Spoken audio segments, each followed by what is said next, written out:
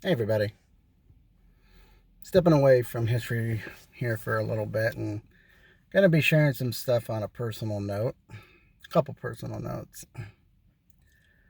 Now, we all have our struggles in this life, and I hope you see the point of why I'm sharing all this. Hopefully it'll make more sense toward the end.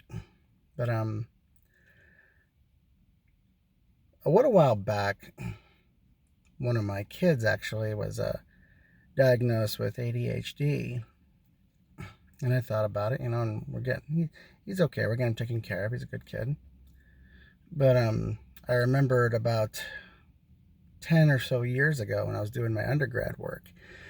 I went and I did some sort of testing at the university I was at, and the lady I was speaking with, bless her heart, she told me in the most tactful way she could that she said, "Sir, you have one of the worst cases of adult ADHD I've ever seen."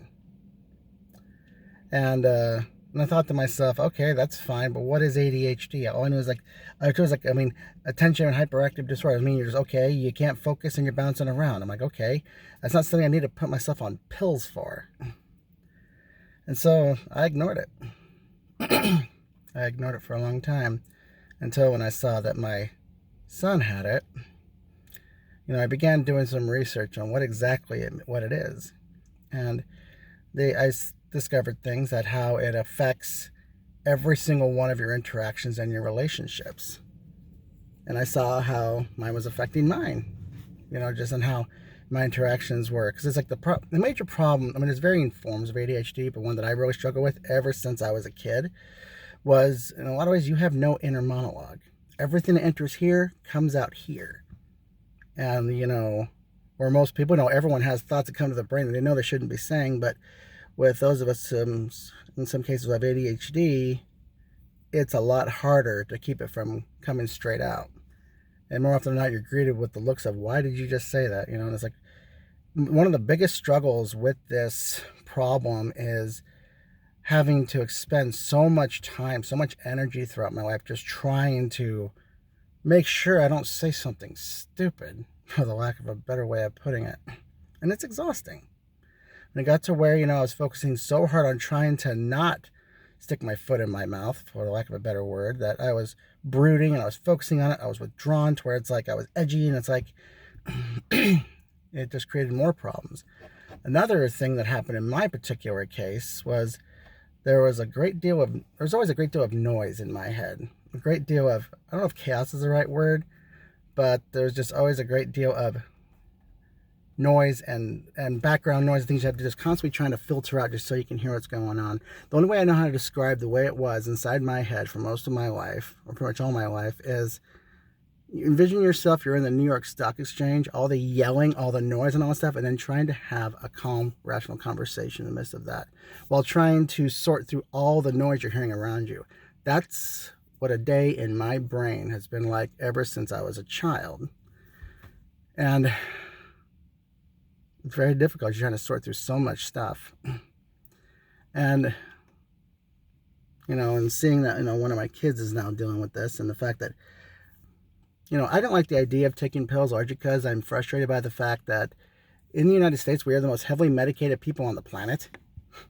We take pills for everything, and I was trying to just do what I can to avoid that, But after a while, I finally made a deal with my wife, who has the patience of Job, that if I can't figure this out on my own, I'd make a deal with her that I would start seeking medication on it.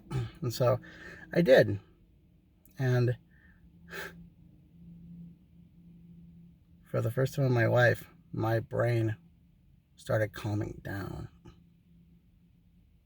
I no longer heard all the noise, all the chaos. I mean, your mind is constantly running here and there, upside, inside, outside, upside, constantly bouncing all over the place. Your brain can't sit still. It has to manifest itself through the way you act and something like that, and the worst part of this was when I was a kid, nobody even knew what this was. All those like, oh, this kid's not paying attention, he's being lazy in class, he's a troublemaker, he doesn't know when to shut up, when really it's just, you don't know how to reel it in.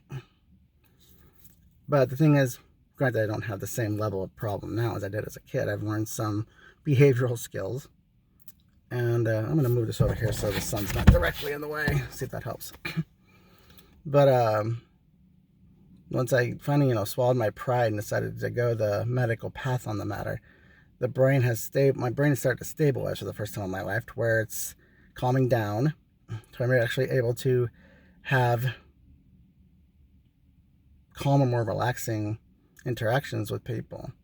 The way I dealt with it when I was younger for many years, that's a reason why I became an actor and a performer. That's where I could put all that energy into, like pouring it into something. Because most people who see me perform, I'll acknowledge it's a release for me.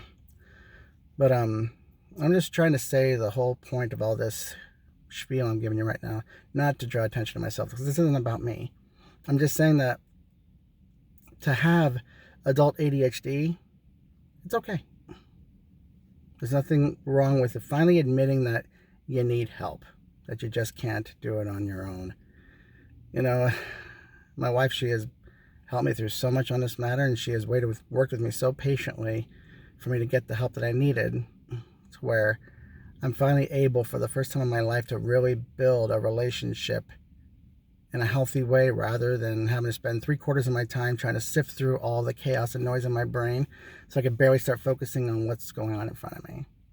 I gotta admit, the first time I started going on meds about this, it actually freaked me out, from the position of, I was sitting alone in the front room, and it was quiet. It may sound silly, but it was quiet in the room, to where there wasn't chaos up here anymore. There wasn't constant noise, banging, smashing, all those different things running 15 different directions. So I'm trying to say that it's okay to know you need some help, because it's something that's real, and it's something that you can get past. So there you go.